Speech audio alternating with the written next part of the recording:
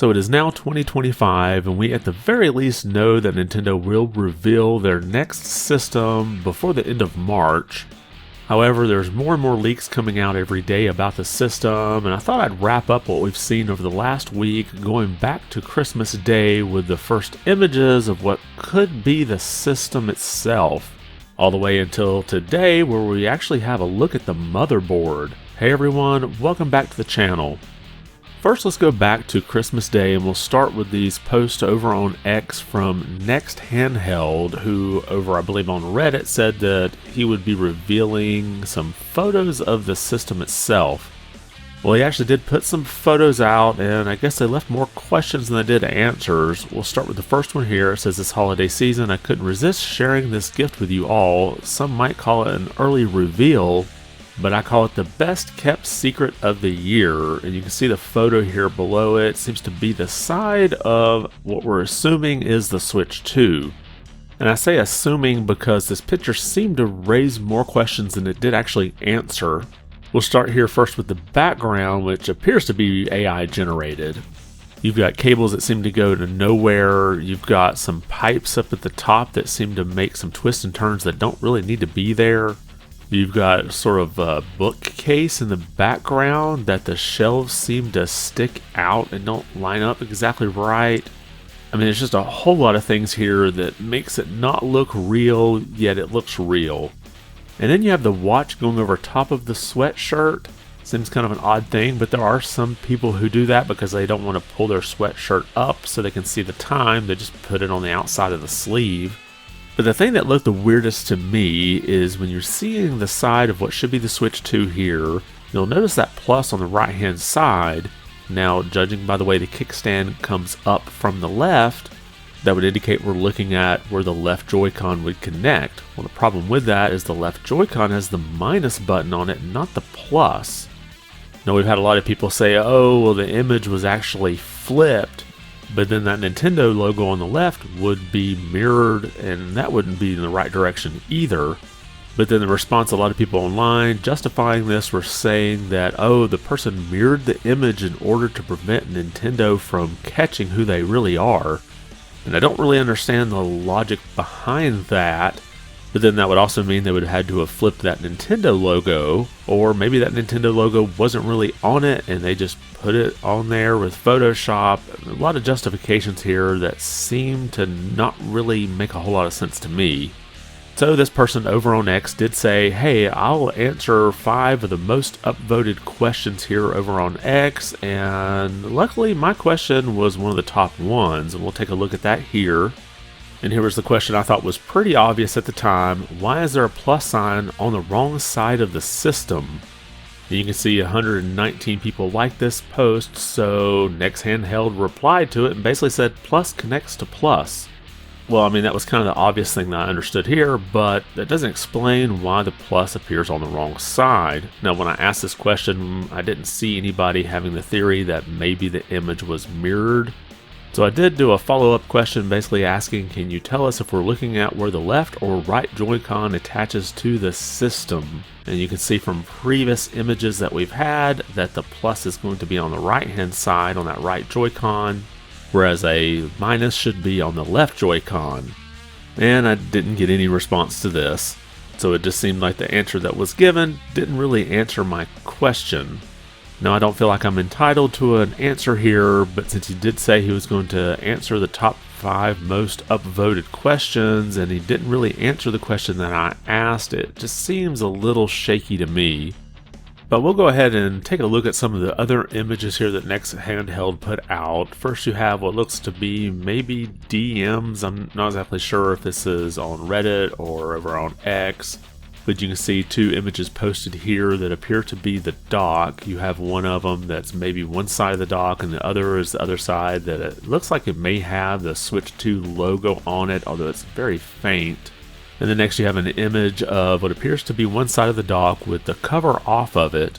And this would be where you would connect power and, like, say, an Ethernet cable if you're using one. And of course he jokes above here saying it's just all AI generated.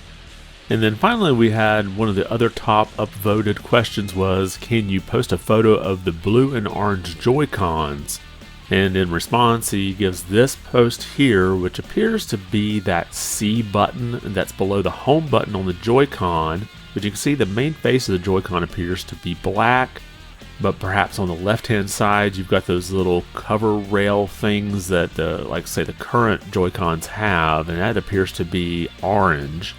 So definitely a lot of information that came out there on Christmas Day, and I'm just now getting around to this because I'm not quite sure if I still believe this or not. Part of me feels like this could be real, and maybe some of the evasive sounding responses could just be maybe the guy's second language is English, and so things aren't really being conveyed directly as I would think they would be if it was a native English speaking person. But one of the things that I'm still kind of hesitant about is I don't know if we really learned anything new about the system from any of these photos. The shape of the dock would be interesting, and it would be interesting to know that there's a plus or minus on the side of the Switch too, so you know which Joy-Cons go where.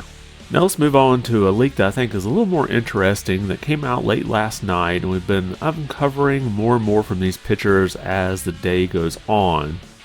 And this came out over on Reddit under the Switch 2 subreddit, and you can see here just pictures of what's supposed to be the Switch 2 motherboard.